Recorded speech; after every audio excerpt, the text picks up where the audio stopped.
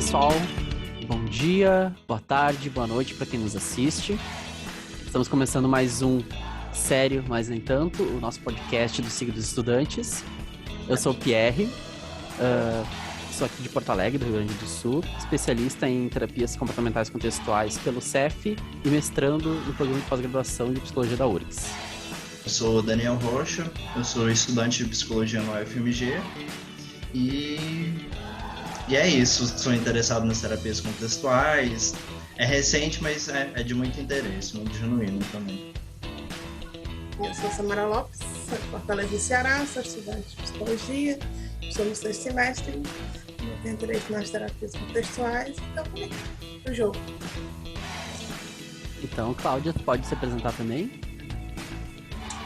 Bom, então eu sou Cláudia Shiro, eu sou docente do Departamento de Psicologia Clínica lá do Instituto de Psicologia da Universidade de São Paulo e tenho como meu principal guarda-chuva de pesquisa os mecanismos de mudança clínica envolvidos nas terapias contextuais. É claro que lá no meu laboratório a grande queridinha é a FAP, a Psicoterapia Analítica Funcional, justamente porque o meu doutorado foi sobre isso, então eu acabei começando carreira, né, já pesquisando esse tema, e aí muitas pessoas se interessaram e vieram também fazer mestrado e doutorado em FAP. Depois nós temos alguns alunos fazendo em ACT, eu acho que o grande desbravador aí, né, da ACT foi o meu primeiro doutor, o Daniel Assas, e depois dele nós temos lá a Gabi Dalgalarrondo, que também está na ACT, a Amanda Hanna Ferreira. Então são dois modelos psicoterápicos que estão mais presentes ali no laboratório de terapia comportamental. Muito bem, vamos lá. Começar com a primeira perguntinha. Cláudia, qual a pergunta sobre FAP que você está cansada de responder já? Cansada? Que te perguntaram já tantas vezes, gente... Olha, Samara, tem uma que me pega profundamente, eu cansei de ouvir. A FAP é uma técnica, a FAP é uma intervenção, a FAP é uma psicoterapia, a FAP é diferente da terapia analítico-comportamental, a FAP existe, não existe, é nada, é o quê? Então, essa é uma pergunta que eu canso de responder, né? E geralmente eu respondo para alguns críticos da terapia da FAP que não estudaram essa psicoterapia a fundo, né? Então, isso é o que mais me pega. Então, não são pesquisadores, são clínicos, não são, muitas vezes, pesquisadores da FAP, né? E se metem a falar coisas que não concordo. E por quê? Quando eu penso na FAP, eu penso num modelo psicoterápico muito bem coeso e coerente e que tem 4 pilares super importantes que definem o que é uma psicoterapia. Então, o primeiro pilar é sobre o modelo conceitual filosófico. A FAP tem as suas bases no behaviorismo radical e no contextualismo funcional, né, que acaba sendo um braço do behaviorismo radical aí. A FAP também tem no seu segundo pilar um modelo claríssimo de formulação de caso. Então, se vocês conhecem a FAP, para quem não conhece ainda, é olhar lá no livro da Mavis, eu acho que no segundo livro, tem lá um modelinho de conceituação de caso, onde fala da história de vida, dos comportamentos clinicamente relevantes, 1 e 2, pensamentos, crenças, variáveis mantenedoras, objetivos, metas, T1 e T2, que são os comportamentos do terapeuta, né, que dificultam ou facilitam o progresso terapêutico. Então, é um modelinho de formulação de caso muito bem pensado. Depois a FAP tem também o seu terceiro pilar, que é um modelo de psicopatologia. Então, ao longo desses anos todos da FAP, né, os mais de 30 anos de FAP, de pesquisa, o que a FAP foi fazendo? Ela foi olhando para os dados de conexão social e para os dados de relacionamentos interpessoais. Então, como é que esses relacionamentos afetam o nosso bem-estar, afetam a nossa saúde? E a gente tem aquele dado clássico muito falado, né, quando a gente fala sobre FAP, fala sobre isso, que é o aumento da taxa de mortalidade. Então, quando você compara a solidão ou ausência de vínculos significativos ou relacionamentos conflituosos, ele está lá no topo, né? Então, como um fator de risco que aumenta a chance de mortalidade, né? E só para vocês terem uma ideia do dado, quando a gente está em relacionamentos mais conflituosos ou na solidão, isso equivale a fumar 15 cigarros por dia, né?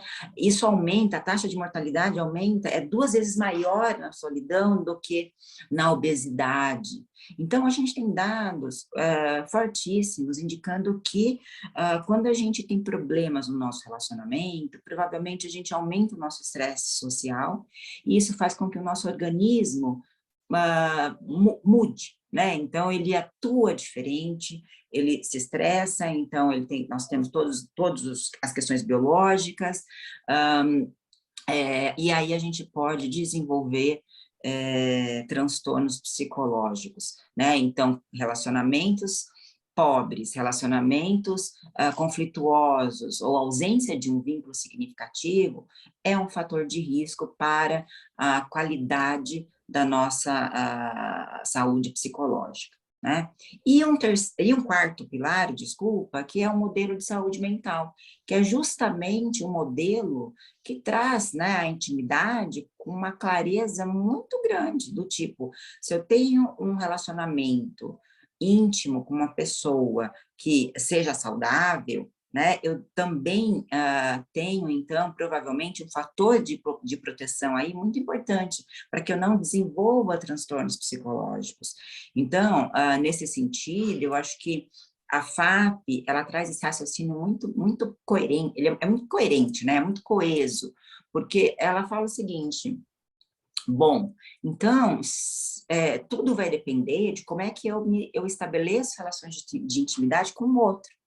E aí, essa intimidade é o quê? Né? Então, a gente está falando de um conceito funcional que fala o seguinte: então, você emite um comportamento vulnerável interpessoal para uma segunda pessoa, e essa segunda pessoa, ao invés de punir, irá reforçar o seu comportamento vulnerável, né?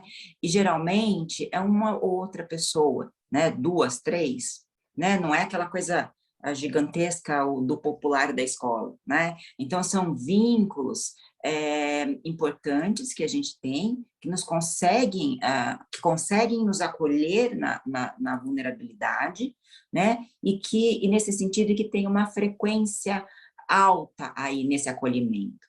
Então, um exemplo para vocês entenderem que eu sempre dou então, assim, se eu saio chorando no mundo, provavelmente o mundo vai falar para mim assim: Cláudia, para de chorar, vai passar, tudo passa, amanhã vai estar tudo bem, calma, não é para tanto, e assim por diante, né? Agora, se eu chego em casa para o meu marido chorando, provavelmente ele vai falar assim: nossa, por que você está chorando? Vem cá, conta o que aconteceu. Nossa, verdade, puxa, né? Não, mas tudo bem, então vem cá, fica aqui, fica quietinha. Enfim, então eu tenho um acolhimento, uma compreensão e uma validação que o meu marido libera ali quando eu demonstro algum comportamento vulnerável, né? É claro que eu estou falando em alta frequência dentro de um relacionamento saudável, mas não é 100%. Porque eu vou pegar um dia o meu marido, né? Um dia que vai falar assim, ai, Cláudia, lá vem você de novo com tudo isso, né? Ou então mesmo eu com ele, ai, lá vem você falando da mesma história, já não resolveu, né? Mas, então a gente está falando de probabilidade, a gente está falando de frequência. Então, se vocês observarem bem isso que eu estou falando, né? O que eu apontei? Eu apontei 4 pilares. Modelo filosófico, modelo de formulação de caso, modelo de psicopatologia e modelo de saúde mental. Na FAP, então, nesse modelo psicoterápico, esses 4 pilares são muito bem definidos. Então, veja, se eles são bem definidos, e eu estou falando de relacionamentos, de intimidade, como principal ali, para psicopatologia, né, para desenvolvimento de algum problema psicológico e para ter qualidade de vida, o que eu estou falando? Eu estou falando que, bom, relacionamento. Então, a única via para que a gente possa intervir é via relacionamento terapeuta-cliente, porque é essa a questão, né? Então, nesse sentido, a FAP é muito coerente. Ela é um modelo psicoterápico muito completo, muito bem definido. Então, quando vem a pergunta, né? É uma técnica, é não sei o quê, uma intervenção, lá. Enfim, a pessoa não sabe nem me explicar esses 4 pilares da FAP, não tem esse tipo de conhecimento. E aí eu estava vendo uns dias uma coisa que a FAP só trabalha com uma classe de respostas, que é problemas de relacionamento interpessoal, e na verdade não é isso, né? É um modelo de intimidade que tem por trás. Depois fala que a FAP não é validada para outras queixas, então ela não é uma psicoterapia, tipo, argumentos muito fracos, né? Então, essa pergunta eu canso de ouvir, eu canso de responder, e eu sei que quando as pessoas estão me falando isso, é justamente porque elas estão olhando para a modelagem, mas a modelagem é um procedimento utilizado na FAP, mas não é isso que faz a FAP ser a FAP, somente a modelagem, né? A gente tem todo esse raciocínio, nós temos vários outros procedimentos sendo aplicados dentro desse modelo psicoterápico muito bem definido. O legal é que a Cláudia falou as perguntas que ela está cansada de ouvir, a gente, vamos riscar metade das nossas perguntas. A gente já foi metade. Praticamente metade do roteiro já foi respondido, Cláudia. Bom, vocês me interrompam porque eu sou tagarela, né? Eu sempre falo, eu sou tagarela, eu gosto de falar. Tem uma pergunta também, acho que aproveitando até, né, nisso que tu trouxe, né, Cláudio, dessa distinção entre se a FAP é técnica, se é um modelo psicoterapêutico, né? A gente já viu que na tua visão, então, é um modelo psicoterapêutico, assim, de um modelo completo, Isso. assim, nesse sentido, né? Uhum. E acho que uma pergunta que a gente fica, assim, é como é que é a distinção da FAP com os outros modelos terapêuticos baseados em análise do comportamento que estão existindo por aí, por exemplo, da ACT, da DBT, ou mesmo da terapia analítico comportamental, né, que é o modelo brasileiro que a gente tem. Perfeito, né? Eu acho que assim, o que é central na FAP é o modelo de intimidade que ela se baseia, tá? Então, ela tem essa descrição desse modelo de intimidade. Então, esse provavelmente é o principal processo envolvido na FAP, tá? A FAP deixa claríssimo que a única forma de você obter mudanças clínicas significativas é por meio da relação terapêutica. Então, a relação terapêutica, ela não é apenas um contexto para aplicação de técnicas, de análise ou de interpretações. Ela é o instrumento de mudança clínica, né? Então, a FAP deixa isso muito claro. E quando você olha para as pesquisas que foram feitas na FAP, que geralmente são pesquisas de processo, né, que olham para a interação terapeuta-cliente, nós temos dados robustos mostrando o mecanismo de mudança clínica na FAP, que é justamente o responder contingente do terapeuta ao comportamento de melhora do cliente em sessão, né? Então, nós temos esse mecanismo já muito bem descrito e com dados robustos a respeito. Então, quando eu olho, né, para a FAP e olho para outros modelos, os outros modelos psicoterápicos também terão a sua definição de quais são os principais processos. Então, quando a gente olha para a ACT, a gente está falando de flexibilidade psicológica como central, né? Quando eu estou falando da DBT, eu estou entendendo como algo com regulação emocional, um ponto muito importante ali, né? Na ACT também tem essa coisa, né, do forte controle verbal.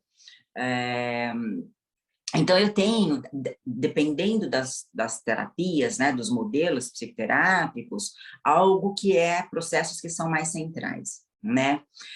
Quando eu falo da terapia analítico-comportamental, que é a nossa aqui brasileira, né, então, ela ainda está sendo descrita, porque eu acho que tem faltado, a gente sente falta, né? Tem faltado uma boa descrição do que é essa terapia, de quais são os mecanismos de mudança clínica envolvidos nessa terapia, quais são esses 4 pilares que eu citei na FAP, né, na ATAC, e isso a gente vê até em algumas pesquisas, porque quando a gente vai estudar a nossa terapia, ATAC, a gente fala assim, eu vou usar ATAC, que é a terapia analítico-comportamental com os pressupostos filosóficos do behaviorismo radical, ponto. E aí eu vou usar a terapia cognitiva. Aí a terapia cognitiva ela é muito mais descrita e definida do que a nossa ATAC, né? Aí quando você vai olhar para qualquer outra terapia, todo mundo define as outras terapias e a ATAC não tem definição, né? Assim, é uma definição muito... Então, falta, né? Falta uma boa definição, mas obviamente que tem grupo de pesquisa estudando isso e tentando descrever o que o terapeuta TAC faz, né? Porque eu acho que isso é muito importante para que a TAC avance nas pesquisas, porque nós temos o nosso jeito de fazer psicoterapia, né? Nós temos a TAC, enfim, né? Que culturalmente é aqui adaptada para nós, porque fomos nós que criamos, fomos nós que fizemos, né? Nós que eu falo... geração passada, então, dos meus professores, quando você pensa lá em Vera Otero, Maria Zila Brandão, Fátima Conte, Hélio Guilherme, Roberto Banaco, Yara Ingenberg, que mais? Sônia Meyer, né, a Sônia, enfim, então, aí a gente tem, né, a Edvige Silvares, então a gente tem muitas pessoas que saíram do laboratório e foram falar assim, bom, daqui, deixa eu montar a clínica, que foi o caso do Hélio, né? Vamos montar a clínica e vamos tentar fazer. Primeira clínica comportamental mesmo, lá do Hélio Guilherme. Então, vamos tentar fazer terapia, e vamos ver como é que a gente faz, né? E, então, a gente vai precisar trabalhar, eu acho que muito no refinamento dessa descrição, né, e da sistematização do ataque, justamente para que a gente consiga avançar nas pesquisas, né? Mas, assim, obviamente, eu sou muito mais velha que vocês, né? Então, eu sou de uma outra geração, e a minha formação foi em TAC, né? Então, a FAP, a ACT, essas contextuais, elas entraram praticamente quando eu estava sei lá, no doutorado, sabe? Assim, então, elas não eram ensinadas, elas não eram discutidas, pelo menos na minha universidade, né, onde eu fiz graduação, elas eram discutidas assim, em termos de grupo de estudo, que a gente pegava os livros e lia, né, quando a gente montava lá os nossos grupos de estudo, mas nós não tínhamos disciplinas que ensinavam essas psicoterapias, tipo, nada disso, era TAC puríssima, com behaviorismo radical ali, ó, na ponta da língua, né, os pressupostos filosóficos na ponta da língua, né, os esquemas de reforço na ponta da língua, e alguma coisa de psicoterapia, né, que a gente também, lá onde eu fiz Federal de São Carlos, não tem uma psicoterapia, assim, disciplina sobre clínica na análise do comportamento mesmo, né, lá é pesquisa básica, é muito experimental, enfim. Embora a gente lesse FAP lá, outras coisas nesses grupos de estudo. Então, o que eu acho que, nesse sentido, eu sou muito grata pela minha formação, por quê? Porque, junto com a filosofia, que vem forte, a análise funcional também. Então, a gente precisa saber fazer análise funcional, né? Então, eu aprendi fazendo análises funcionais. E aí, quando eu vou para as contextuais, para mim fica fácil, porque eu já sei fazer análise funcional.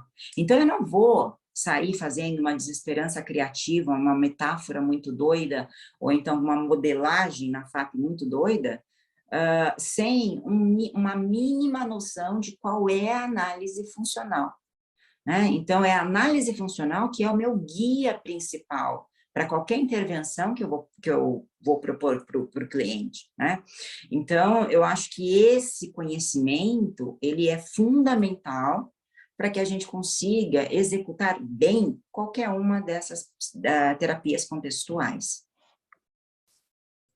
Não, com certeza, não poderia concordar mais, assim. Acho que até internacionalmente a gente está vendo bastante movimento também, né?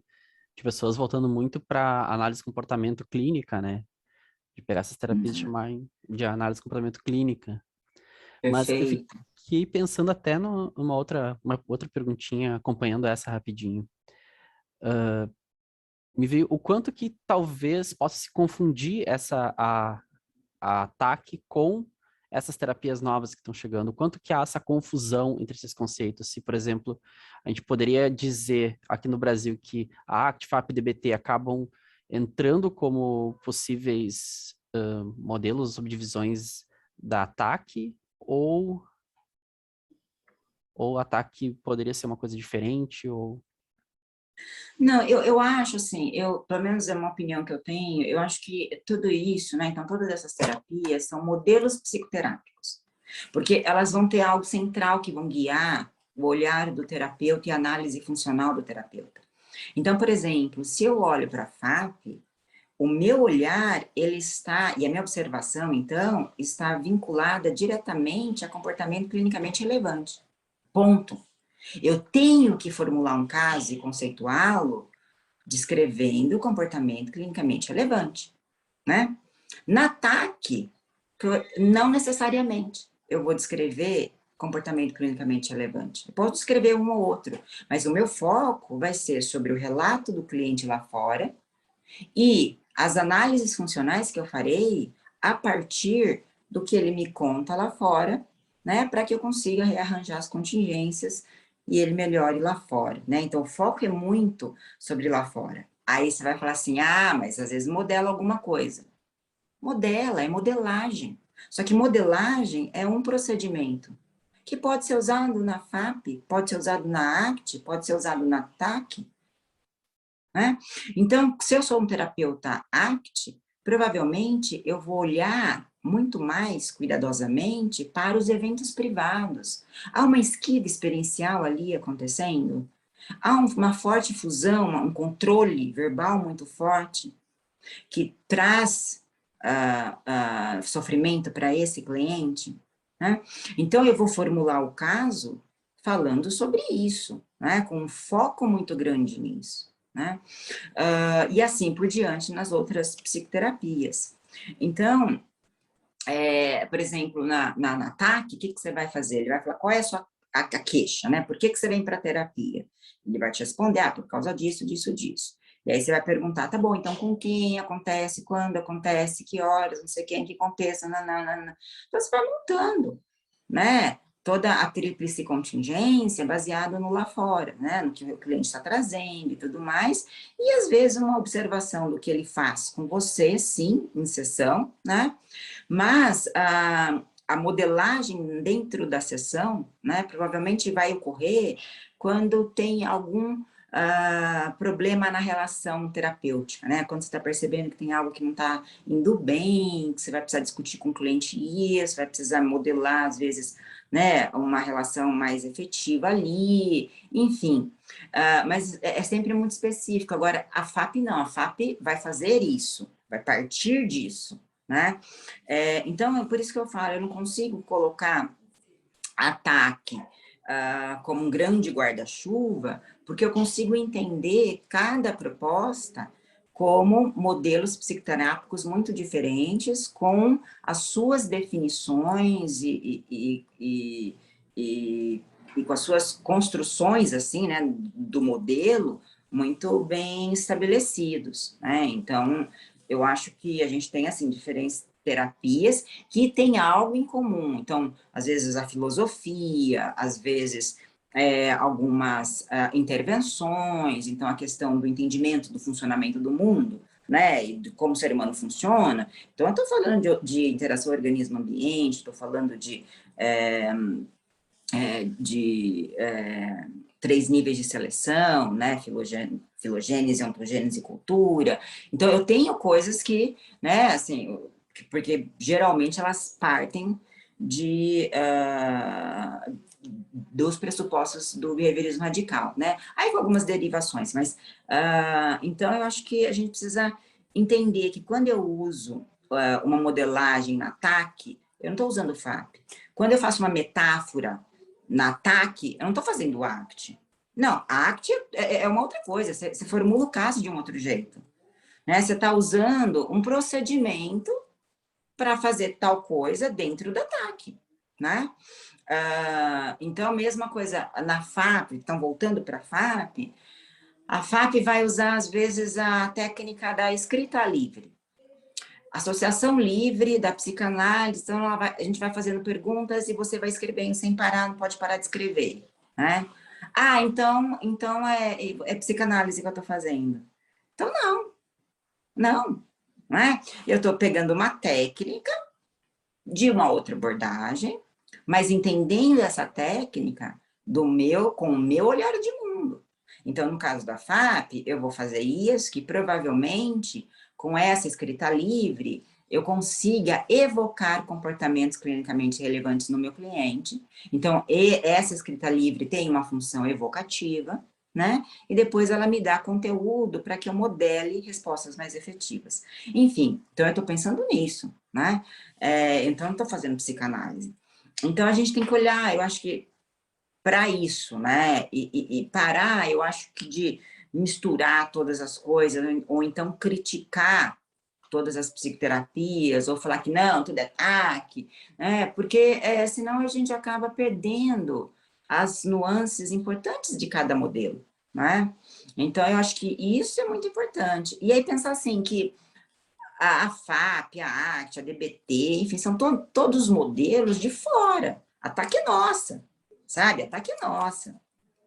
Então, esses outros modelos, a IBCT, né? A IBCT e a ativação comportamental, que são as 5, são de outros lugares. É claro que eu, Cláudia, como ensino e pesquiso a FAP, eu já ensino a FAP culturalmente adaptada a gente aqui, né? Então, obviamente que eu não vou falar de amor para o meu cliente, né? Mas eu vou fazer de um outro jeito. Então, quando o Tiago Ferreira ensina ACT, né? Que é um dos grandes aí da ACT agora, ele já adaptou a ACT à cultura brasileira, né? Então, ele já sabe que metáforas ele vai usar, que não adianta ele falar de uma metáfora decorada no livro que fala sobre esqui, e a gente aqui nunca esquiou, né?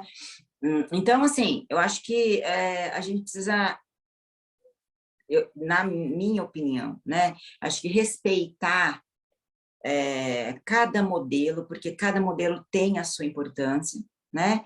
Obviamente, devido à nossa história de vida, nossa bagagem, a gente tem facilidade com um modelo ou com o outro, isso não tem problema, você ter entre aspas, né, preferência por um modelo ou para o outro, ou para outro, e tudo bem, né? Então, eu acho que aí, se a gente conseguisse ter esse olhar mais amplo, né, e conseguir discutir num outro nível, sem essa coisa do que é melhor, pior, porque o meu é mais legal que o seu, né, eu acho que a gente ganha muito, porque são modelos psicoterápicos muito bem consolidados, e a gente precisa olhar para isso, né, e se criticar, tudo bem, podemos, né, criticar para o avanço da ciência e da pesquisa sobre aquele modelo psicoterápico.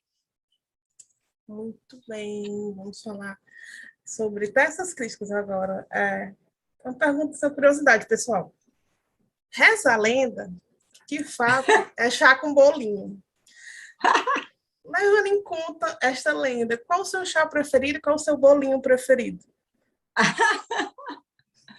Bom, então, boa pergunta. Hoje eu fui no supermercado, comprei 8 caixinhas de chá. Eu gosto de chá inglês, Então, eu tenho várias caixinhas aí, tem limão com framboesa, limão com gengibre, chá preto com frutas vermelhas. Esses são os meus né, favoritos. E frutas silvestres, né, também. Muito bom. Bolo preferido, como tudo e mais um pouco. Então, eu não sei nem se eu consigo dizer... Não, eu consigo dizer. O meu assim, bolo preferido... Tem aquele que você gosta mesmo. Tem aquele que tiver que escolher, você vai escolher esse. Então, mas eu não como. Assim, acho que já faz anos que eu não como. Porque eu como ele uma vez ou outra, né? Mas é aquele... Sabe aquele... Ele chama Rigoletto, alguma coisa assim. Mas é o chocolate, mas em cima ele tem uma camada de doce de leite e a cobertura de chocolate por cima. Assim, é muito bom, é de chocolate. Né? Mas o bolo do dia a dia é o bolo de fubá, bolo de coco, sabe? Aqueles bolos de café, de chá mesmo, assim, né? Pra você tomar com chá e café. E aí, eu acho que eu posso falar dessa lenda um pouco eu queria que você falasse um pouco dessa lenda, Cláudia, porque eu já vi você falando, já vi outras pessoas falando, e a gente fica assim, mas chá com bolinho... Então, explicasse realmente de onde veio, porquê, tudo. Não, perfeito, né? Porque assim, o que a gente tem que pensar? Nós, como analistas do comportamento, nós temos um raciocínio funcional, né? A gente vai olhar para a função de determinados comportamentos. Então, quando a gente fala chá com bolinho, e eu vou fazer uma sessão chá com bolinho, essa sessão não é uma sessão que está totalmente fora de uma análise funcional. Então, vamos pensar num cliente que tem uma dificuldade enorme de falar sobre sentimentos, de falar sobre as coisas que acontecem na vida dele, e de falar sobre os traumas, os problemas, as dificuldades que ele teve, que ele tem. Né? Ele já foi muito punido, o comportamento de falar sobre isso já foi muito punido, né? Então, ele não fala, fica mais quieto, monossilábico e tudo mais. Aí você, primeira pergunta, nossa, mas o que você está sentindo agora? O seu cliente vai quase infartar de susto. Ele, como assim que eu estou sentindo? Eu morro de medo de falar esses negócios? Né? Eu falo assim, aí você fala assim, mas, nossa, essa situação parecia muito difícil, né? Você não quer me contar, então, o que aconteceu com seu pai lá naquela época? Ele nem conversa com você, você infartou o moço de novo, né? Aí você vai para mais uma outra pergunta, mas, então, você falou que a semana passada foi super difícil, você deu a entender, você não consegue me explicar o que aconteceu de fato com o seu amigo, com você? Pronto, aí ele morreu, infartou de vez, morreu. E aí eu tô falando o seguinte, tô brincando com isso, mas é sério, porque se eu não sei, primeiro, conversar com o cliente, manter um diálogo, como é que eu vou dialogar sobre coisas difíceis? Que o cliente tem pavor, morre de medo. Aí você vai infartar o moço, ele vai ter tantas reações corporais assim, que ele vai transpirar na sua frente, vai quase derreter no seu sofá, às vezes de nervoso, né? Vai ser aversivo. Então, o que eu falo é que quando eu uso a expressão chá com bolinho, o chá com bolinho tem uma função, né? Então, eu vou fazer sessão chá com bolinho, mas porque a função do chá com bolinho é modelar diálogo. E quando eu modelo diálogo, o que você gosta de comer? O que você gosta de fazer? Você joga, sei lá, videogame? Você assistiu tal série? Putz, verdade, também assisti, achei super legal, né? Qual foi o episódio que mais gostou? Aí ele vai começar a conversar comigo, falar. E aí eu tô falando assim, chá com bolinho, não. Porque eu tenho uma análise por trás. Eu estou modelando o diálogo, falando de temas que são reforçadores, e, ao fazer isso, eu também acabo reforçando outras coisas na minha presença. Então, aquela sensação, aquele sentimento gostoso de falar de coisas legais, ele está falando diante de mim. Né? Então, quando a gente está rindo lá de uma parte do seriado, ou de qualquer outra coisa, né? Eu estou confiando na minha terapeuta. Eu estou começando a criar uma relação de intimidade. Eu estou sendo simplesmente genuína, porque eu estou rindo aqui daquele episódio da série. A terapeuta também está rindo. Nós estamos reforçando uma gama de respostas, então, que fazem parte da vulnerabilidade interpessoal. Mas não da desgraceira. Primeiro, algo reforçador, que vai olhar, então, para essa relação de intimidade, para essa relação do vínculo. E aí, depois, eu vou aumentando a dificuldade da conversa, né? Para eu chegar em temas importantes, lá mais aversivos. Só que ele tem dificuldade de expressar sentimentos que doem, mas ele estava expressando comigo quando ele estava rindo e falando daquele episódio. Então, eu já estou reforçando a expressão de sentimentos. Lógico, de sentimentos mais tranquilos, vamos dizer assim, né? Então, quando eu falo de chá com bolinho, eu falo sempre dentro de um raciocínio funcional, sempre, né? E, obviamente, que aqui no interior, eu moro no interior a gente é tagarela, como eu estou falando até agora, e a gente toma café e chá e bolo na sessão, né? De fato. Então, a secretária vem servir, se está chegando um bolo quentinho, um café que vem cheiroso, né? A gente oferece para o cliente, e a gente toma o café conversando sobre. Para a gente não é nenhum tabu, nenhum problema, né? Interior é muito essa dinâmica de interação, né? Em São Paulo, você não conhece nem seu vizinho, assim, né? De apartamento, enfim. Então, tem esse detalhe. Mas deu para entender? Será que eu fui clara nessa questão do chá com bolinho? É sempre funcional. Tem que ter uma função. Claríssima, claríssima. E outra pergunta, fazendo um gancho com essa, o livro que você vai lançar junto com o Tiago Alfredo, que está causando muita expectativa na comunidade, na nosso comportamento, na psicologia. Muita mesmo. Já recebi o link em vários grupos de WhatsApp, todo mundo mandando, já se cadastrando para quando lançar, já garantir o seu. Dá um spoiler para a gente do livro também, porque quando o Tiago esteve aqui, nos bastidores, a gente pediu um spoiler. A gente queria um spoiler desse livro, porque a expectativa está alta, viu, Cláudia? E o Tiago deu um spoiler? Mais ou menos. Ele não falou, nos bastidores ele falou pouco, ele foi bem contido. Pois é. Eu acho que eu vou contar um pouquinho dos bastidores, né? Porque o que aconteceu? No meio da pandemia, em julho, a editora Manoli me ligou, falando se eu não queria fazer uma proposta de livro para eles, né? E aí eu, claro, imagina, 2 filhas pequenas, né, em casa, sem ninguém ajudando, trabalhando assim, 3 vezes mais dentro de casa, aquela confusão. Por que não escrever um livro? Né? Claro, por que não? Né? Aí eu tinha pensado nesse tema, que era sobre as terapias contextuais, mas com uma forte ênfase na análise funcional, que já é o que nós fazemos. A gente não vive sem análise funcional, né? Isso é o que nos guia. E não tem um livro assim. Bom, aí eu comecei a esbocei todo o esquema do livro, a proposta, né, e tudo mais, e aí eu comecei a ligar para as pessoas para convidar para escrever. E aí eu liguei para o Tiago e falei assim, Tiago, então eu gostaria de convidá-lo a escrever um capítulo sobre ACT, não sei o quê. Eu fui conversando, ele, nossa, Cláudia, que legal, não. Aí, no meio da conversa, eu falei, não, Tiago, não. Melhor, você vai organizar o livro comigo. É isso que nós vamos fazer, que vai ficar sensacional. Que escrever um capítulo? Você acha? Convidando você para escrever um capítulo? Imagina, né? Nós vamos organizar esse livro. Aí ele, ótimo. Aí ele me ajudou na proposta e tal. Enfim, no meio de uma pandemia, com criança em casa, com tudo desabando. Aí a gente aí a gente foi convidando as pessoas, né? Todo mundo zumbi já, e todo mundo aceitando. Não, vamos escrever, né? Porque, obviamente, a gente adora inventar.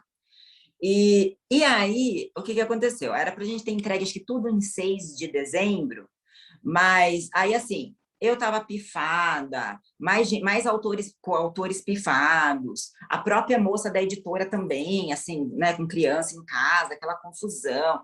Aí eu falei assim, gente, acho que não vamos conseguir, tipo, né?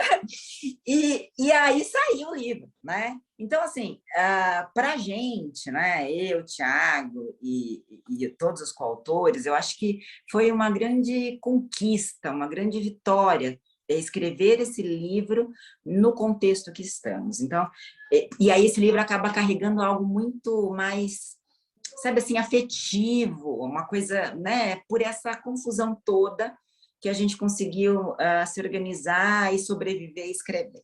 Bom, então, os bastidores. E aí, o que aconteceu? Né? A gente começou a pensar e a gente já estava na discussão, né, de prática baseada em evidência, de terapia baseada em processo, e toda aquela confusão, tinha muita coisa que tinha virado moda, e a gente falou, bom, a gente vai discutir isso no livro, né? Então, eu acho que um spoiler que eu posso dar é que a gente começa aí com um belíssimo capítulo do Tiago, né? Já discutindo as aproximações e rupturas, né?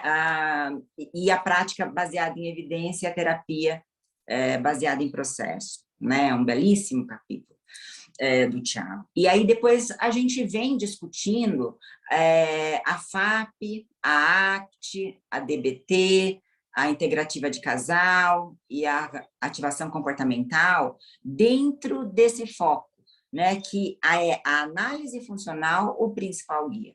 E essas discussões passam por casos clínicos, né? Então, vocês vão conseguir passear, eu acho, pelos casos, olhando para esses conceitos e como é que a gente está pensando agora os modelos psicoterápicos, né? Então, assim, foi um livro que eu quis muito, que o Tiago quis muito, sabe? E aí até eu brinco que eu que atrasei a entrega do livro, porque eu que pifei também no meio, aí eu não tinha um raciocínio, né? Porque quando você está no burnout, a cabeça não funciona. E eu tenho, é o que eu falo, eu posso ficar paralítica, que eu não esquento. Eu não posso perder o raciocínio, né? E aí foi nessa briga que o livro saiu. Então, a gente conseguiu entregar tudo, aí foi uma delícia estar revendo, fazendo todas as modificações, diagramação, escolhendo capa, e a capa minimalista que a gente está querendo, nada cheia de, né? E aí saiu aquela capa linda que eu achei, que eu não queria contar para ninguém, não queria, eu já sabia antes, né? Eu não queria. E aí a Manoli pôs no site, né? Ela pôs no site assim, produto indisponível. Eu falei, ai meu Deus, aí ninguém falou nada. Aí de repente veio um direct lá no Insta para mim. Professora Cláudia, eu já vi lá no site da Manoli. Meu Deus, não teve mais elemento de surpresa.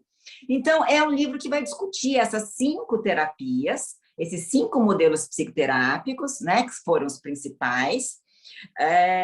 Vai trazer o que é cada modelo, como é que eles pensam a formulação de caso, e vocês vão ver que tem uma forma assim, muito coerente, né, de como eles pensam a formulação de caso. Então, aí você vai ver que se eu pegar uma formulação de caso da DBT, e aí eu vou pegar isso aqui e vou usar lá na FAP, não vai dar certo, né? Então, tá tudo muito coerente, com a análise funcional, isso dentro de casos clínicos.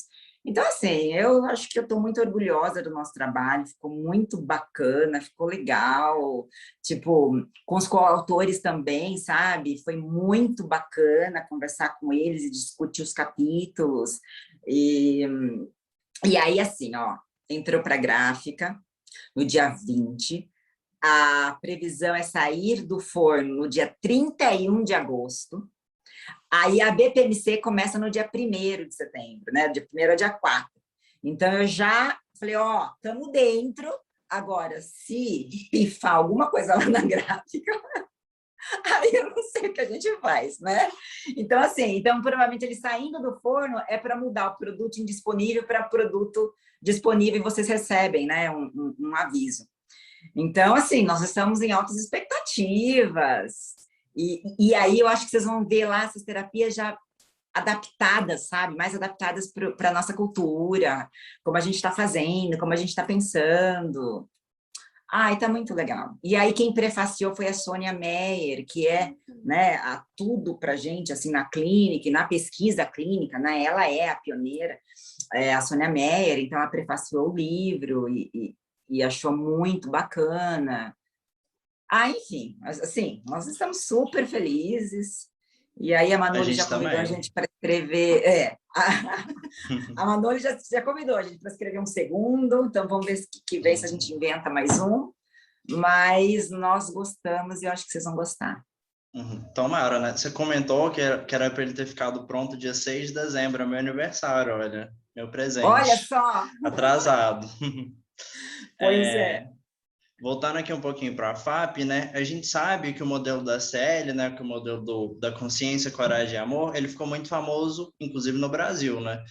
E esse é o único modelo de se pensar a FAP. Qual que seria a diferença desse modelo para os outros modelos que seriam possíveis de se pensar, se pesquisar e se trabalhar a FAP? Legal, boa pergunta, né? Então, assim, a FAP tem esse modelo ACL, ele já começa a aparecer a partir do segundo livro da FAP, né? A Consciência, Coragem e Amor, justamente porque havia uma dificuldade de disseminar a FAP rapidamente, né, para os terapeutas, quando a gente comparava com a disseminação da arte, né? Então, a arte foi assim, rapidão, e a FAP ainda ficava com uma linguagem muito no behaviorista, né? E a gente sabe que a linguagem nossa não facilita muito a aproximação de pessoas, né? Então, ela acaba afastando muitos da abordagem. Então, eles pensaram no ACL justamente para conseguir disseminar melhor a FAP, ter uma linguagem, né, mais tranquila, só que, obviamente, linkados com os pressupostos filosóficos do behaviorismo radical, né? Então, eles pensaram lá em consciência, coragem e amor, mas são grandes classes, né, de respostas, tanto do cliente quanto do terapeuta, e aí eles não perderiam a ligação com a análise funcional em si, né, e com esse tipo de filosofia, assim, com essa filosofia embasando o modelo ACL também. Só que aí o que aconteceu? Eu acho que antes, mesmo no livro nesse segundo livro da FAP, também tem um capítulo sobre o Fiat, né? Que é um sistema, modelo, para você conseguir fazer uma avaliação ideográfica do seu cliente. Então, o que aconteceu, né? Então, assim, quando você olha para as pesquisas da FAP, então você tem lá uma primeira pesquisa de sujeito único, do Glenn Callahan, de 2003, e lá nessa pesquisa, eles só olharam assim, tipo, o que acontece ao longo da sessão? CRB1 aumenta, diminui, o que acontece? Aí eles viram lá, alguns minutos de sessão, tá bom, CRB1 baixa a frequência, CRB2 aumenta a frequência, e por quê? Porque 72% dos CCRs foram seguidos de resposta do terapeuta, né? Respostas contingentes. Aí eles falaram, então deve ter alguma relação de terapeuta-cliente aí, né? Então começou daí. E a partir disso, eles começaram a desenvolver vários instrumentos e voltar para a clínica, desenvolver instrumento, voltar para a clínica, descrever o fenômeno, para justamente entender essa relação terapêutica como instrumento de mudança. E aí, um dos instrumentos foi, na verdade, um manual, que é o Fiat, do Glenn Callahan, lá de 2006, que se baseia no modelo de intimidade que parte da definição lá, que eu falei de intimidade para vocês aqui de início, né, que é do Código e do Scott de 2001, mas que parte de uma ideia que eu tenho 5 classes, 5 áreas de funcionamento interpessoal que fazem com que eu tenha bons relacionamentos ou não, né? Então, aí esse é o modelo do Fiat, como a gente fala. Então, o que aconteceu? Nesse modelo do Fiat, a gente tem tudo descrito, tudo sistematizado. Então, a gente tem essas 5 classes definidas funcionalmente, a gente tem elas descritas, a gente tem os antecedentes que a gente precisa investigar e as possíveis respostas aí envolvidas, e aí nosso laboratório tem conversado com o Glenn e com o Bill Follett, né, lá no laboratório de Nevada, justamente para desenvolver um Fiat mais atual. com descrição das consequências, né? Então, a gente tem feito esse trabalho de remodelar o Fiat. Mas é um modelo que olha muito para um jeito muito mais sistemático e organizado para você poder definir o que é um comportamento de intimidade e como é que você atua modelando, né, algumas respostas. Então, aí o que aconteceu? Aí foi uma turma para o ACL, né? Então, tanto é que, quando eu falo de pesquisa em FAP, a escala para medir ACL saiu agora, no artigo de 2020, do Adam Kuczynski, colaboradores, né? Então, agora a gente tem uma escala ACL, mas nesses anos todos, o ACL não se desenvolveu tão bem quanto a gente esperava, né? A gente esperava muito mais pesquisa, mas teve uma dificuldade de definir esses termos, de usá-los para pesquisa, de criar esses instrumentos, né? E aí o instrumento do Fiat, o manual, na verdade, do Fiat, ele já estava criado lá em 2006, né? Ele já estava sendo usado. Então, o que aconteceu? A gente teve o pessoal do ACL e o pessoal mais encabeçado pelo laboratório do Will Follett, e Glenn Callahan, que foi orientando dele, né? Com esses manuais mais descritivos funcionalmente para você poder fazer pesquisa. Então, vem com esse modelo, sabe? Então, é como se a gente tivesse duas FAPs e duas formas de conceituar caso. Então, ou você usa o modelo ACL, porque aí você vai descrever comportamentos seus, né, do terapeuta e do cliente, em amor, consciência, coragem e amor, né? Ou você formula o caso usando o Fiat, que você vai definir e formular os CRBs a partir dessas 5 classes de funcionamento interpessoal, que aí seria afirmação de necessidades, comunicação bidirecional, conflito interpessoal, intimidade e autorrevelação, e expressão e experiência emocional, né? Então, ou a gente define assim, ou define dentro do ACL.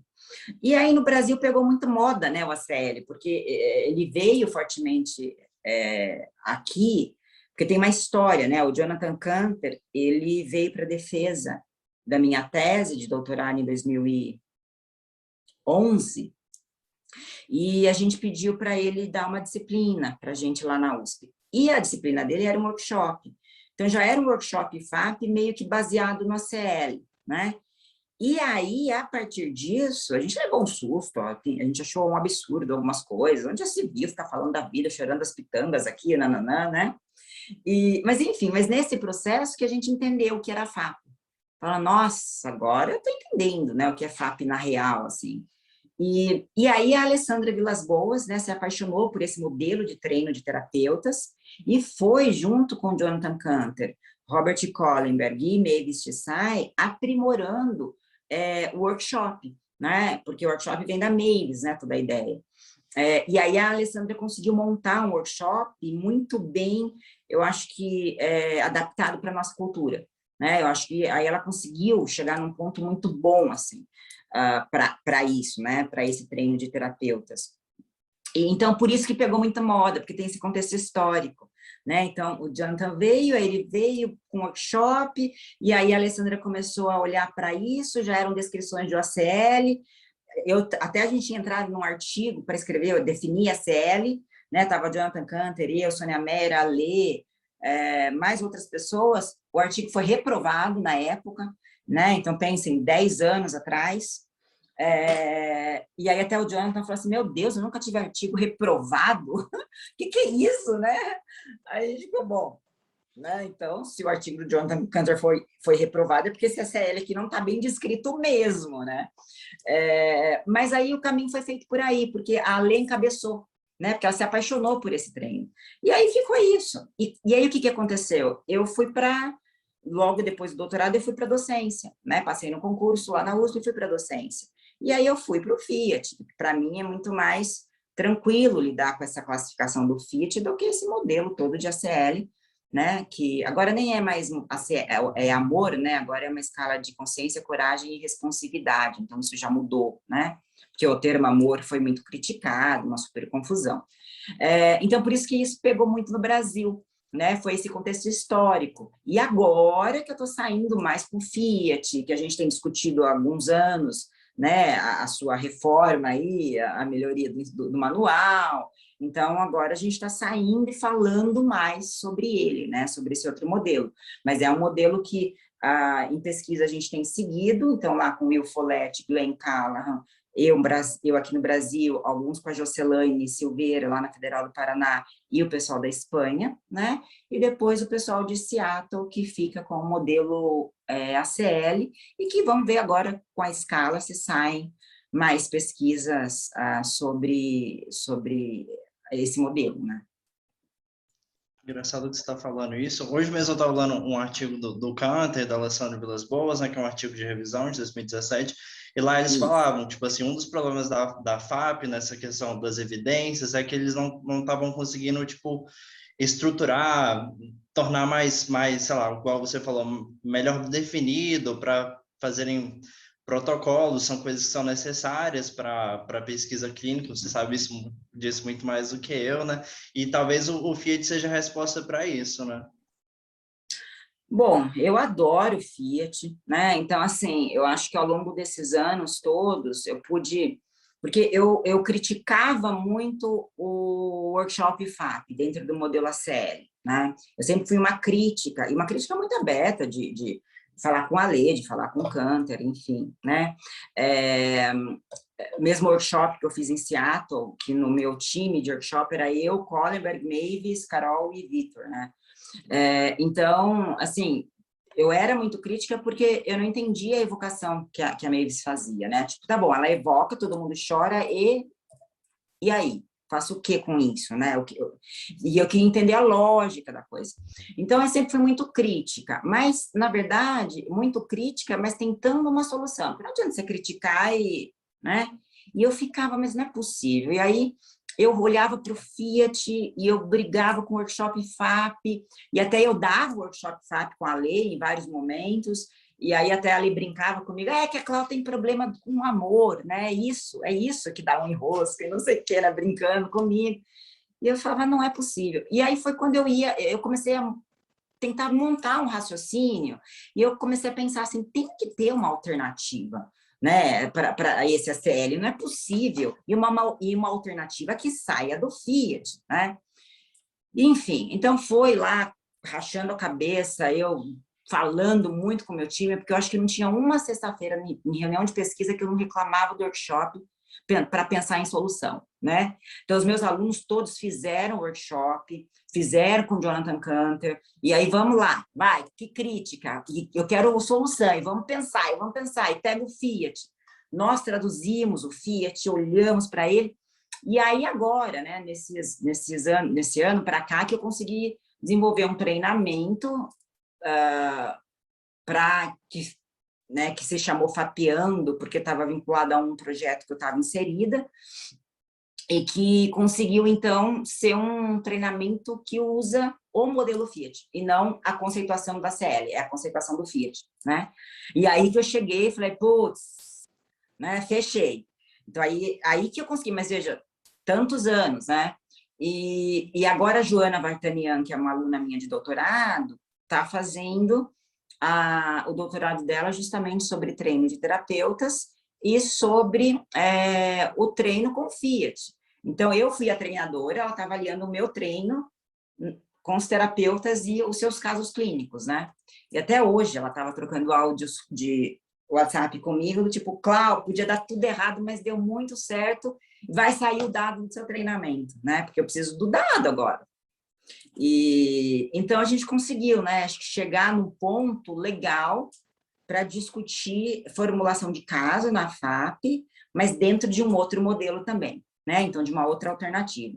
Então, tem terapeutas que vão amar o ACL, perfeito, né? Que vai fazer todo sentido, em terapeutas que não vão se entender muito, que é o meu caso, e eu vou para o Fiat, né? Então, eu vou tentar, porque o Fiat, para mim, me dá mais clareza e mais segurança no que eu estou fazendo, evocação e consequenciação.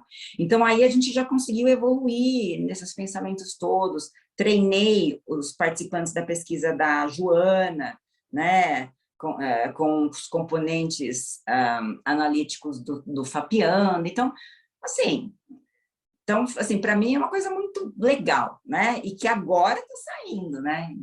Mas demorou um certo tempo para sair das críticas do ACL, né? Então, Bom que a gente tem continua. uma pergunta sobre supervisão. É isso mesmo. Então, só um tempinho que a UP faz. Vamos lá. Como é que é a supervisão da Cláudia Oshiro, né? Tem bastante reforço positivo, tem extinção, tem punição, né? De quem, por exemplo, fala de cognição ou não está levando a subjetividade em conta, ou que o behaviorismo não leva a subjetividade em conta. Como é que é a supervisão da Cláudia Oshiro? Olha, é muito legal. Né? A modéstia passou longe, mas assim... eu estou brincando com vocês, mas depois vocês podem conversar, né, com os alunos que fizeram supervisão comigo. Eu acho que é um espaço que a gente consegue criar de muita intimidade e de muita cumplicidade, né? Lá na USP, nós temos um time grande de supervisores e nesse time tem eu praticamente como analista do comportamento e a gente recebe, cada supervisor recebe 7 alunos para fazer supervisão, né, de estágio em análise do comportamento comigo. Então, eu abro 7 vagas. E aí é sempre aquela confusão, porque tem mais gente querendo, aí tem sorteio, enfim, mas eu tenho 7 alunos e a gente trabalha de uma quinta-feira de manhã, das 8 ao meio-dia, nas supervisões desses 7 casos.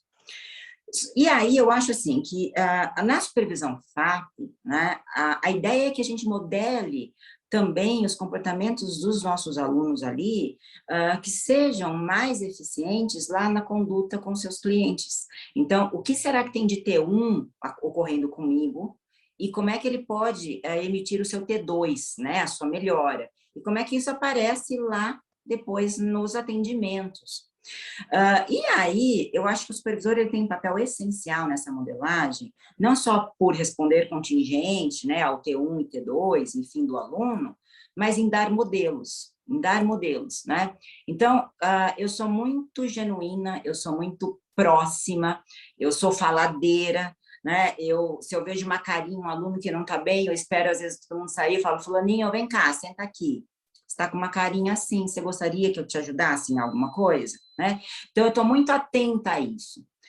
Eu sou mal-humorada de manhã, então, eu chego de manhã, às vezes eles estão lá já esperando, e aí eles chegam e falam, professora, não sei o que, tem gente que chega agitada. Eu falei, me dá 5 minutos, eu vou passar o café, que aí eu tenho ritual de eu passar o café, eu trago bolo, eu trago carolinas para eles. Cláudia, quem é bem-humorado de manhã merece um prêmio, porque raramente exige essas pessoas. Ai, mas gente, meu marido acorda cantando. Nossa, parabéns. Tem coisa mais irritante. Tem coisa mais irritante de se levantar da cama com alguém cantando, feliz. Nossa, eu tenho o mesmo sentimento que você. Compartilho. Pois é, né? E aí até eu brinco, assim, eu falo assim, não, pera, aí eu vou passar meu café, vou pôr o bolo na mesa, vou pôr as carolinas lá que eu compro para eles, né? Então a gente vai tomando café, comendo o bolo, as carolinas e discutindo os casos. E então eu sou muito assim, me dá 5 minutos, né? Ou então, aí todo mundo já sabe, até, deixa a Cláudia dar uma melhorada. É quando eu falo, oi, gente, bom dia, agora já sentei, aí todo mundo dá risada e tal, né? Eu falei, então vamos lá. Mas num sentido muito natural mesmo, muito genuíno, sabe? E aí, o que vai acontecendo? Eles vão contando do caso, né? Então, primeiro eu pergunto, quando é triagem, né? O primeiro contato, o que vocês estão sentindo ao ouvir esse caso? O que te aproximou do caso? O que te afastou do caso? Aí, às vezes, eles não sabem responder, eu dou modelo, me aproximou aqui, me afastou ali, né? Então, mesmo para o aluno, eu vou falar, não entendi o que você comentou, me explica um pouquinho melhor, só me dá mais exemplos, né? Para eu entender o que você está pensando.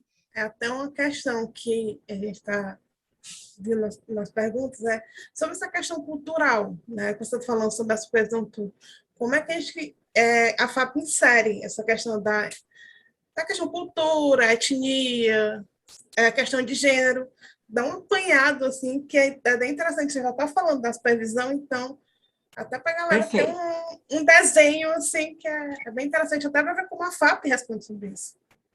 Não, perfeito, né? Aí eu já entro nisso, mas então, assim, na supervisão, quando eles estão relatando o caso, às vezes eu estou assim, nossa, Não acredito. Meu Deus! Putz, que vontade de esganar esse cidadão, né? Eu falo assim, mas, na verdade, o que eu estou fazendo? Simplesmente deixando aberto, público, aquilo que eu estou sentindo, aquilo que o caso está evocando em mim, né? E aí então, o pessoal vai falando, nossa, é verdade, que vontade de esganar esse cidadão, olha que fala mais machista, não é possível, eu falei, vontade de dar um chacoalhão no cidadão, não, né? Enfim, aí todo mundo falou, bom, então agora, pera, como é que nós vamos fazer para que seja terapêutico tudo isso? Porque tem que ser para benefício do cliente, o cliente é o nosso parceiro.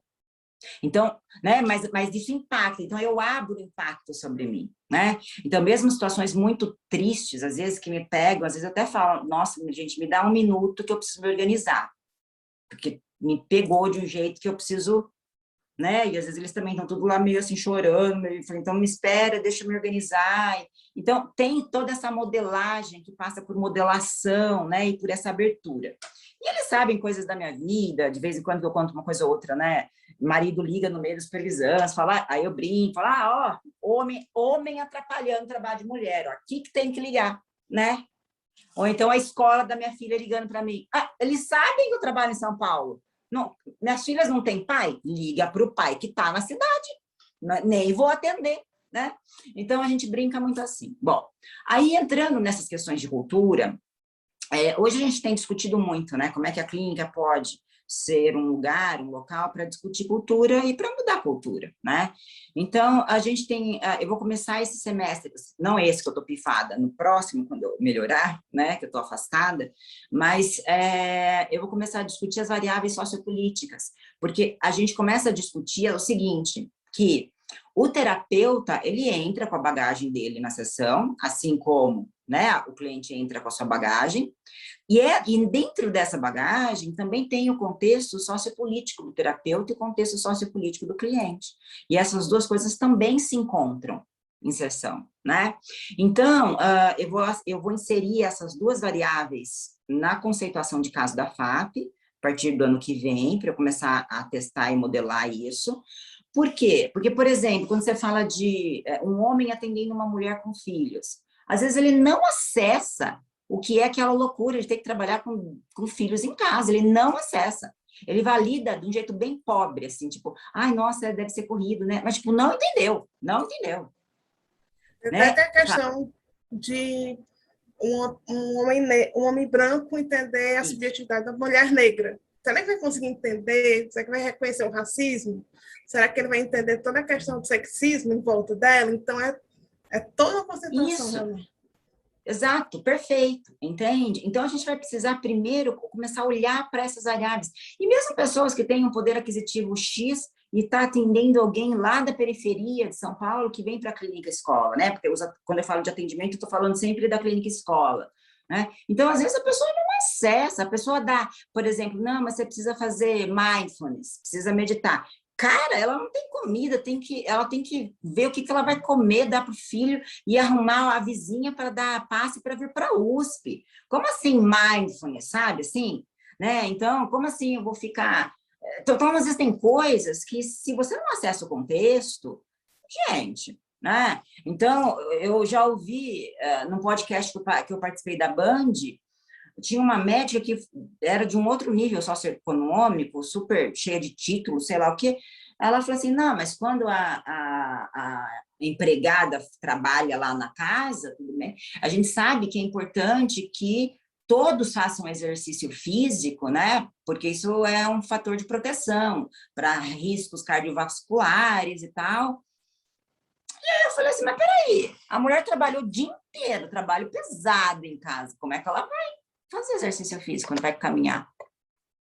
Vai na academia? Tipo, como assim? Né? Eu sei que tem esse dado, mas sabe, então as pessoas às vezes não acessam essas variáveis.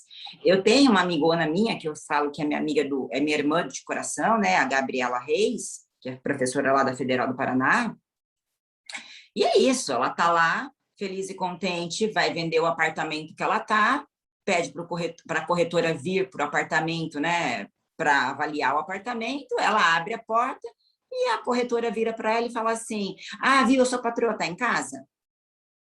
Ela fala assim, não, sou eu mesma. Eu sou a dona do apartamento.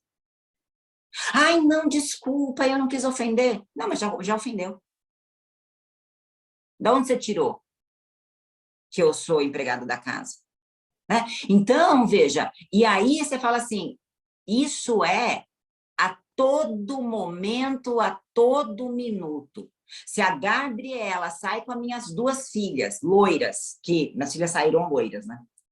Aí eu falei que, ai meu Deus do céu, eu queria 2 japinhas. Aí, de repente, me saem 2 loiras, né? Uma é ruiva. Eu falei, gente, o que aconteceu, né? Não é possível. Aí, se elas saem, estou saindo com a Gabi é minha amiga, minha irmã, nós estamos juntas, passeando. Ela é a babá. Então, você fala, é toda hora. É toda hora. Né? Então, e nós, brancos, privilegiados, em alguns contextos, né? E às vezes a gente não acessa e não tem a menor noção que isso vai entrar nas sutilezas das nossas intervenções. Então, a FAP vai trazer, essa é a minha ideia, de eu inserir essas 2 variáveis sociopolíticas, aí eu vou colocar assim, ó, sociopolítica 1, sociopolítica 2. 1 é problema, 2 é melhor. E a gente vai começar a discutir isso de um jeito mais sistemático, porque às vezes isso pode estar interferindo, sabe? No acompanhamento do caso, na ideia de intervenção e tudo mais, né? Então, a gente vai inserir isso, sim, na FAP, para também conseguir modelar na supervisão esses fatores todos, né? E discutir isso em supervisão. Então, vai ser uma aventura, vamos ver o que vem. Não, Cláudia, muito impactante sua fala, queria agradecer você. Assim, já encerrando o nosso podcast, na sua presença aqui foi muito bacana, a gente queria que você resumisse a FAP em uma frase, que você pudesse, uma frase que você queria que os ouvintes do podcast que eles guardassem sobre FAP, uma coisa que você acha muito, muito legal da FAP, alguma coisa desse tipo. Olha, difícil, uma pergunta difícil, mas eu acho que eu falaria assim, ó, acho que o mais importante, né, assim, tente se conectar com você, tente se conectar com o cliente e seja autêntico e genuíno. Porque sem isso, eu acho que você não consegue fazer terapia, né? Então, fica muito complicado. Então, sabe, essa coisa de você se conectar com você mesmo e não sair imitando como a Cláudia Chiro faz, sabe? Ou como a Alessandra Vilas Boas faz, Não, conecte-se com você, conecte-se com o cliente, né? E aí seja autêntico e genuíno e terapêutico. Então, eu acho que esses 3 itens, né, são importantes. E eu acho que, então, eu falaria, acho que bem isso. Quer ser um terapeuta FAP, seja genuíno, autêntico e terapêutico. Essa pergunta vai ficar para o próximo podcast, que sim, vamos convidar a Cláudia Chiro de novo. Cláudia, quando é que começou a sua carreira de passista, né? Antes da psicologia, que momento foi esse? Eu queria, assim... Foi assim, que época foi antes da psicologia, muito antes? Senhor amado! E assim, só entrar, porque os ouvintes agora já vão conhecer o Instagram profissional da Cláudia, mas a entrada para o Instagram, o retorno, né? Foi triunfal. Foi uma entrada triunfal, na realidade, para o Instagram. Impactou toda a classe. Olha, Samara, assim, eu sou uma pessoa, eu adoro humor, sabe? Eu adoro estar brincando, eu adoro interagir, eu adoro fazer isso de uma forma muito leve. Eu tenho uma prima que trabalha com mídia social, né, há mais de 10 anos, e tem clientes grandes aí, muito famosos, e que ela cuida disso tudo, né? E ela falava assim para mim, mas faz o seu perfil, então. Falei, depois que eu saí do Arte de Clinicar, né? Porque eu estava dentro de um burnout, o Arte de Clinicar tinha uma estrutura, tem, né, ainda uma estrutura gigante por trás do Arte, e eu não dava conta de produzir todo aquilo de conteúdo, né? Era muita coisa, assim. E aí aparecia naquela correria de dando aula, aparecia hoje, enfim, né? E aquilo, eu falei assim, nossa, vamos parar tudo. Aí, eu falei, tá bom, parei. Aí a minha prima, abre o seu. Eu falei, quem abriu o seu? Aí depois de 2 dias o pessoal, mas nós não vamos te ver? Nós vamos ter contato com você? Abre o seu profissional. Eu falei, não vou abrir, não vou, né? Aí essa minha prima falou assim, vai abrir, tá bom. Aí eu falei, então eu vou abrir. Eu falei, então você faz aí os negócios aí? Ela, tá bom, faço. E aí eu tinha esse vídeo que já tinham feito o meu, de brincadeira, né? Já tinham feito essa montagem de eu passista lá na passarela. E aí eu falei assim, putz, o que eu vou fazer com esse vídeo? Eu falei, já sei. Entrada triunfal para o Rios, porque a minha prima falava, você tem que fazer aquela dancinha assim, não sei o quê. Eu não tenho coordenação motora. Eu fui tentar, assim, treina, eu fui tentar e fazer assim. E eu faço o quê com isso? Eu não tenho. Eu vou aparecer rebolando no Reels. Aí ela, porque o Reels é o que entrega. Eu falei, meu Deus. Aí eu fiquei com isso na cabeça, falei, já sei. Peguei, eu lá, poderosa na passarela, publiquei. A minha prima, quando viu, se matou de rir. Ela, tô morta, não acredito. Eu falei, ué, minha entrada triunfal para o Rios, não foi você que mandou? Mas assim, eu gosto de brincar. Eu sou muito bem-humorada nesse sentido, sabe? Maravilhoso, de usar humor. Então, assim, vocês vão ver umas palhaçadas lá. Eu sou meio atrapalhada também. Aí até falei para minha prima, viu, agora eu preciso publicar coisa séria, porque senão o povo vai achar que eu só tô sambando na passarela.